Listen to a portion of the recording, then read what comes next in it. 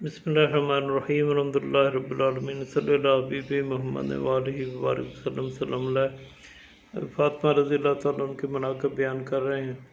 یہ 5ویں نشست ہے، تو میرا دل یہ چاہا کہ اب سلام اللہ علیہ کی شان میں جو بھی ہمارے علم میں کچھ ہے یا جہاں سے ہمیں کسی لٹریچر سے ملا ہے تو ہم شیئر کریں تاکہ سننے والے بھی اس سے مستفید ہوں، اور کہنے والے سننے والے کو اللہ سبحانہ وتعالیٰ اجر عظیم عطا فرمائے اور اہل بیت طہار کی جو ہے محبت عطا فرمائے۔ حضور پاک صلی اللہ علیہ وسلم کی وصال کے بعد فاطمہ رضی اللہ تعالیٰ عنہ، چونکہ آپ صلی اللہ علیہ وسلم بہت محبت کرتی تھیں، آپ بہت زیادہ رنجیدہ رہتی تھیں، اور جو بھی یعنی سیرت کی کتب ہے سب میں اس میں لکھا ہے کہ آپ صلی اللہ علیہ وسلم کے وصال کے بعد آپ سلام اللہ کبھی ہنستی خوش مسکراتی نہیں دیکھی۔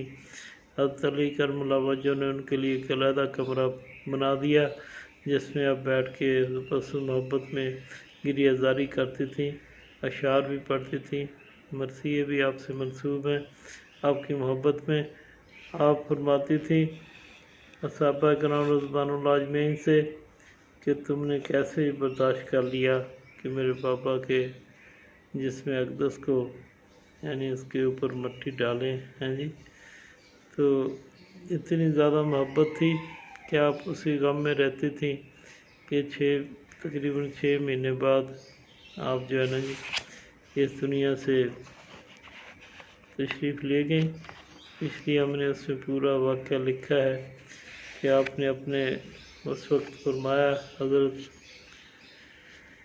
جسمہ بنت عمیس تھیں، حضرت ابوبکر صدیق رضی اللہ تعالیٰ عنہ کی زوجہ تھیں، تو آپ نے فرمایا اسماء وہ آپ کی خدمت میں رہتی تھیں کہ مجھے یہ بات پسند نہیں ہے کہ جنازہ جب جاتا ہے اس کے اوپر کپڑا ڈال دیتے ہیں تو وہ پھر اس کا جسم یعنی کپڑے کے نیچے سے بھی ایسے کپڑا ڈالنے سے جیسے نظر آتا ہے جسم ایسے نظر آتا ہے، میں چاہتی ہوں کہ بہت زیادہ پردے میں میرا جنازہ جائے۔ تو انہوں نے کہا جی میں نے حبشہ میں دیکھا تھا کہ وہاں پہ اس طرح کے کرتے ہیں کہ ارد گرد لکڑی کر کے نا تو اوپر کپڑا ڈال دیتے ہیں، پھر جنازہ اس میں جو ہے نظر نہیں آتا۔ انہوں نے ایک ڈیمو بنا کر آپ کے حضور پیش کیا، آپ سلام اللہ علیہ سے دیکھ کے بہت خوش ہوئیں کہ ہاں یہ صحیح ہے، صرف میرا جنازہ لے کے جانا اور فرمایا رات کے وقت تدفین کرنا، زیادہ لوگ بھی اس میں نہ ہوں۔ عباس رضی اللہ تعالیٰ عنہ کا جنازہ پڑھایا حضرت علی کرم اللہ وجہ نے، اور ساتھ دوسرے صاحب بھی گھر کے تھے جنہوں نے آپ کو آپ کی قبر مبارک میں اتارا۔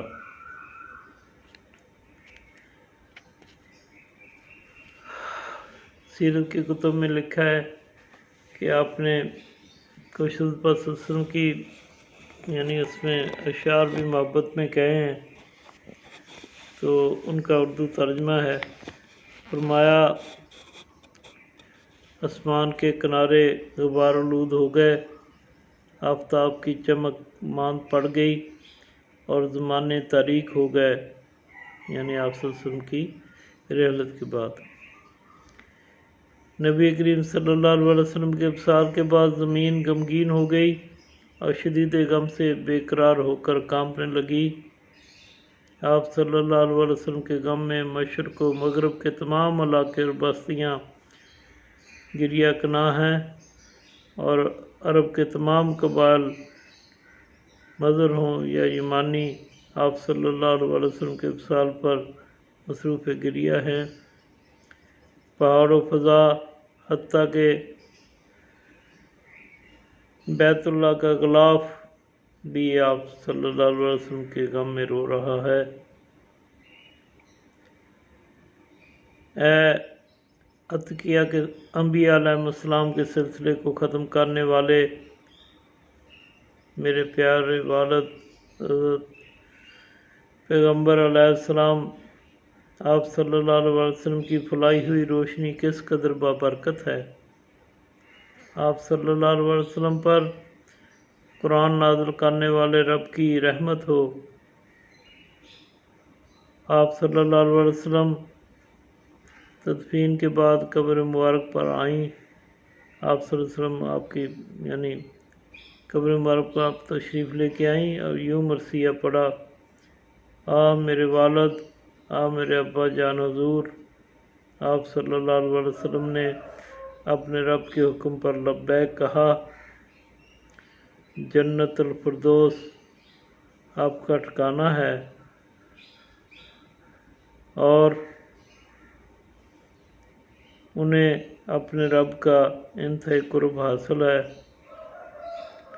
مجھے جبریل علیہ السلام نے ان کے وصال کی خبر دی۔ آپ صلی اللہ علیہ وسلم کی قبر مبارک کی خاک کو ہاتھ میں لے کر فرمایا: جناب احمد مختار صلی اللہ علیہ وسلم کی قبر انور کی مٹی سونگھنے والے کو کیا ضرورت ہے کہ وہ آئندہ کسی اور خوشبو کو سونگھے۔ یعنی اتنی خوشبو آپ صلی اللہ علیہ وسلم کی قبر مبارک سے مٹی سے آ رہی تھی، انہوں نے اس طرح کر کے محبت میں یہ شعر کہے۔ اور دیگر اشعار بھی ہیں، آپ سے بہت ساری جو ہے نا جی روایت بھی منسوب ہیں حدیث مبارکہ کی۔ کچھ اشعار ان کا ترجمہ ہے: آپ صلی اللہ علیہ وسلم میرے لیے ایسے پہاڑ تھے جس کے سائے میں پناہ گزین ہوتی تھیں۔ آپ صلی اللہ علیہ وسلم نے مجھے چلملاتی دھوپ میں چلنے کے لیے تنہا چھوڑ دیا۔ آپ صلی اللہ علیہ وسلم کی حیات مبارکہ میں عزت و عظمت کی حامل تھی اور اسی بیابانوں کی بلا خوف و خطر تنہا طے کر جاتی تھی، اس لیے کہ آپ صلی اللہ علیہ وسلم میری قوت اور پناہ گاہ تھے۔ فرمایا: آج میں اتنی بے کس و بے سہارا ہو گئی ہوں کہ کم ترین شخص سے بھی بچاؤ کے لیے فکر مند ہوں۔ ظالم سے محفوظ رہنے کے لیے میرے پاس کوئی ڈال نہیں سوائے اپنے دست توانا کے۔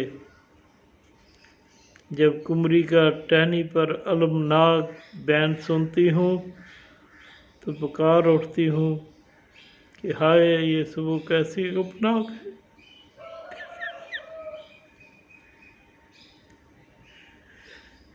مجھ پر اتنی مصائب ٹوٹے،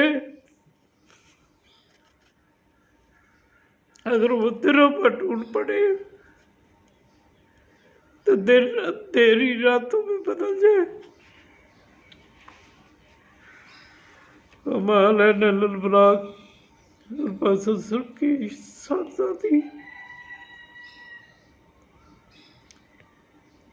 اس امت نے نہ ان کی قدر کی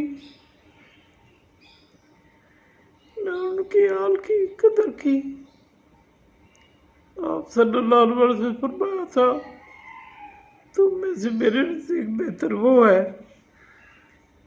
جو میرے بعد میری اہل بیت سے اچھا سلوک کرے۔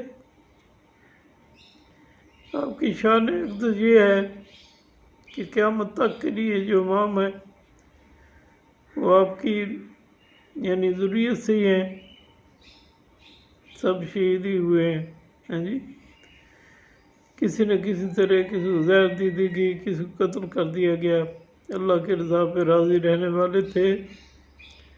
اب ایک امام حضرت مہدی علیہ السلام کی آمد کے سب منتظر ہیں۔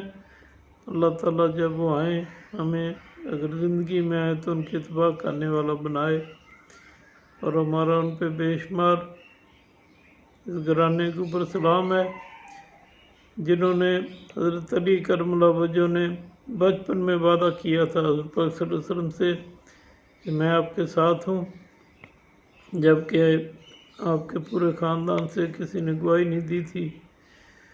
تو بچپن کا وعدہ آپ نے نبھایا۔ کربلا محلہ میں آپ کے یعنی نسب سے بیٹے اور بیٹوں کے بیٹے نے قربانیاں پیش کیں، اور یہ قربانیوں کا عمل قیامت تک جاری ہے۔ اللہ تعالیٰ ان کے لیے بے انتہا ہماری طرف سے مغفرت عطا فرمائے اور ہمارا ان کے حضور میں سلام جو پیش کرتے ہیں قبول و منظور فرمائے۔ ہم اور ہماری آنے والی نسلیں ان کے راست عقیدہ پہ چلیں۔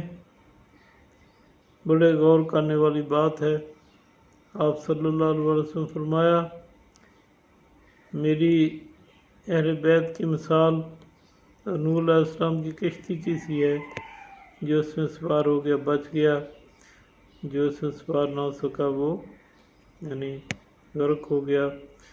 تب دیکھو معاملہ یہ ہے کہ اگر آپ کی عطرت کو، آپ کی اہل بیت کو ہم اپنے لیے اصول ضابطہ، اصول حیات بناتے تو کبھی فرقوں میں نہ پڑتے، صرف ان کی محبت اور اتباع کرتے تو ایک ہی فرقہ رہتا۔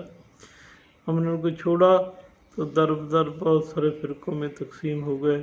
اللہ تعالیٰ ان کی محبت پر پھر سے امت مسلمہ کو مجتمع فرمائے اور ان کے نقش قدم پہ چلنے والا بنائے۔ وما علینا الا البلاغ۔ السلام علیکم ورحمۃ اللہ وبرکاتہ۔